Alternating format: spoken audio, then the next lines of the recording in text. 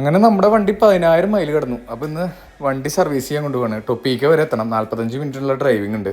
ഷോറൂമിലെത്തിയപ്പോൾ നമ്മുടെ golf GT ഇരിക്കുന്നു, SC edition. എൻ്റെ ഏറ്റവും ഫേവറേറ്റ് വണ്ടികളിലൊരു വണ്ടിയാണ് golf GTI.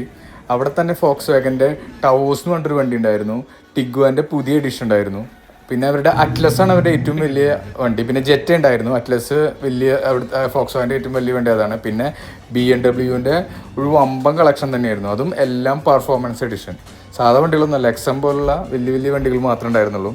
BMW i4 M50 electric വണ്ടി ഉണ്ടായിരുന്നു. M5 ഉണ്ടായിരുന്നു, XM ഉണ്ടായിരുന്നു, X7 M60i ഒക്കെ ഉണ്ടായിരുന്നു. അതിൻ്റെ ഇടയിൽ നമ്മുടെ ഒരു മാറ്റ് ഫിനിഷ് ആയിട്ടുള്ള റേഞ്ച് റോവർ ഉണ്ടായിരുന്നു.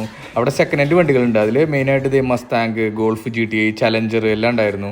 ഇതാണ് ഇത്രയും കാണുന്ന വണ്ടികളൊക്കെ BMW എല്ലാം പെർഫോമൻസ് എഡിഷൻസ് ആണ് ഷോറൂമിലുള്ളത്. അങ്ങനെ ഏകദേശം 1 മണിക്കൂറെല്ലാം നമ്മൾ ഷോറൂമിലെല്ലാം ചുറ്റി അപ്പോഴേക്കും നമ്മുടെ വണ്ടി സർവീസൊക്കെ കഴിഞ്ഞ് ശരിയായി.